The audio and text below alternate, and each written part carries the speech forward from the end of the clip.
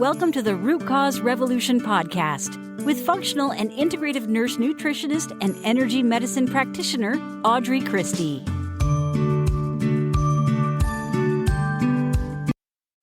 Hey friend, welcome back to Energy Medicine Monday. You probably noticed a whole lot more episodes going out. I accepted a little challenge to increase my episodes each week, and so that's what we're doing. But Energy Medicine Monday, I just wanted to make sure we stuck with. So welcome if this is your first time listening. I am Audrey. I'm a naturopath, functional integrative nutritionist, and energy medicine practitioner, and I help women heal, whether it's losing those last few pounds that just won't go away, getting rid of symptoms that are stuck with you and seem to be normal but you're miserable with, or rebalancing the body from a long-term chronic or autoimmune illness. I help you uncover your root cause and heal for good. I operate under the principle that everything is mind, body, and spirit, right? It doesn't exist in a vacuum when you have an issue or an unwellness with your body. So on Energy Medicine Mondays, we talk about energy medicine. And today we're going to talk about the third eye.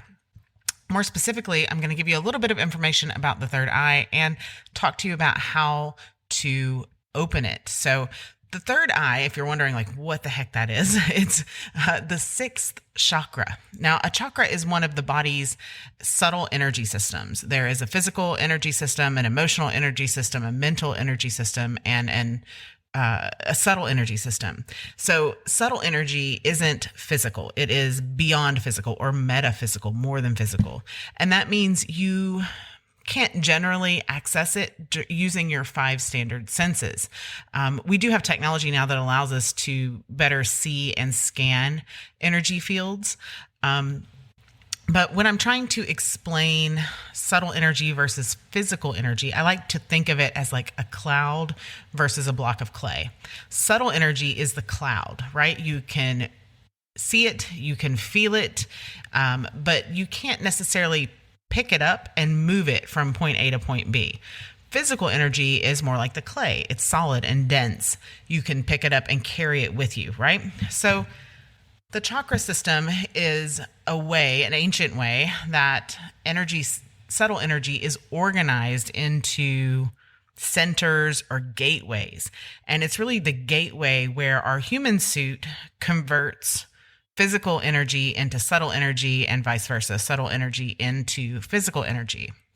I think it's also important to note that there is some version of the chakra system for almost every indigenous group of people on the planet. I'm going to talk about the Sanskrit version because it's the most, kind of widely referenced. It's also the highest influence, at least to my research, of the chakra system that is prevalent in yoga in the US. And so people are most familiar with it.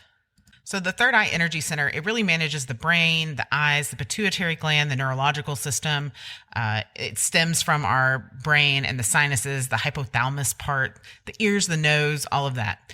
It was first described on paper in 1918, and that was the first really link to the pineal gland I actually found. It was first discovered in frogs and actually dogfish sharks because it looked like a retinal cone cell. Now, energetically, the third eye is considered to be the seat of vision and perception, and it plays a role in people having the gift of inner sight or that sixth sense of clairvoyance or clear vision.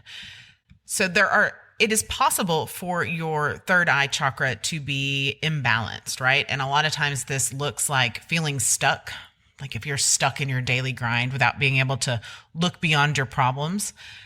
An overactive third eye chakra, not third chakra, can manifest as fantasies that seem more real than reality. And so people who indulge in psychic fantasies and illusions, if you're not able to establish a goal and realize it, that can be a third eye problem.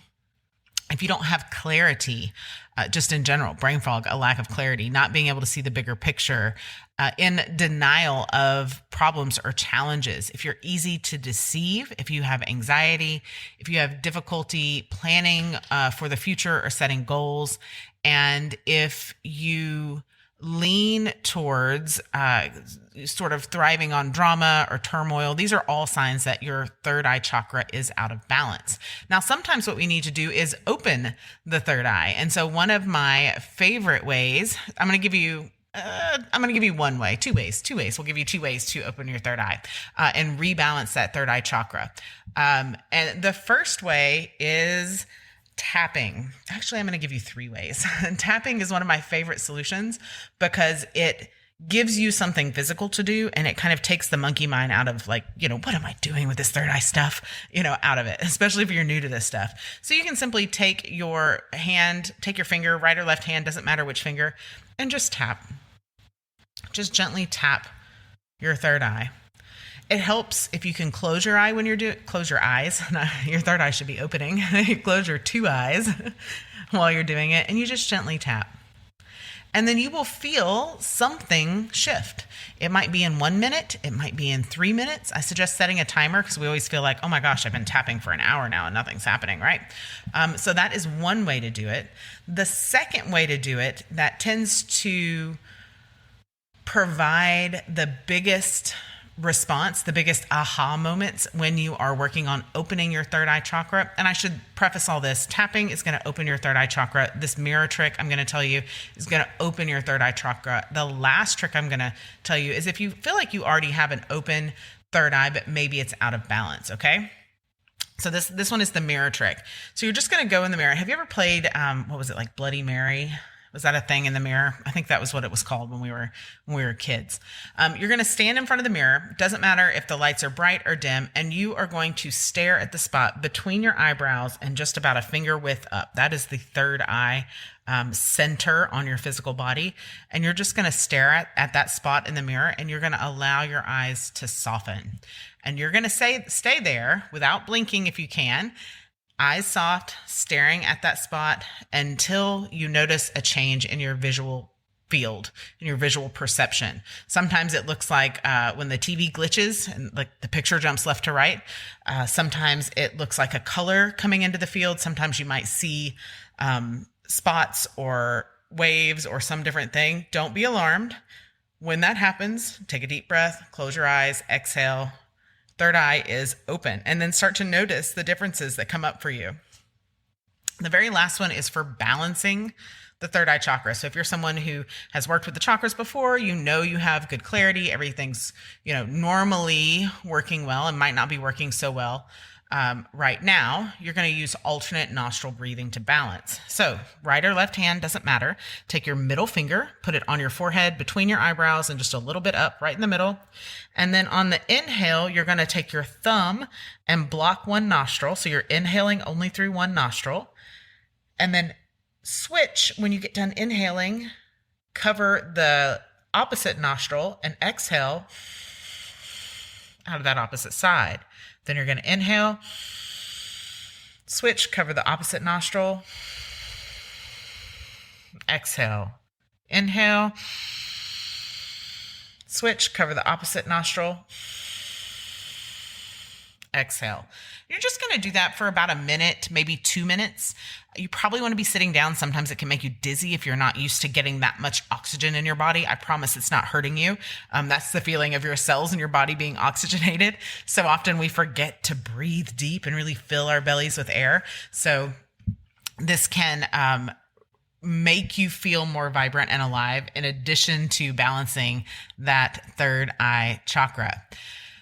So that is your Energy Medicine Monday tip. I think that's the most in-depth we've gone on an Energy Medicine Monday. So hopefully you have enjoyed this. Definitely let me know. I will put resources in the show notes here on the podcast. And remember, I am always rooting for you, friend. I hope you have an amazing rest of your day. Be well. Thank you for listening to the Root Cause Revolution podcast. Be sure and subscribe on your favorite podcast provider. Ratings and reviews are always appreciated.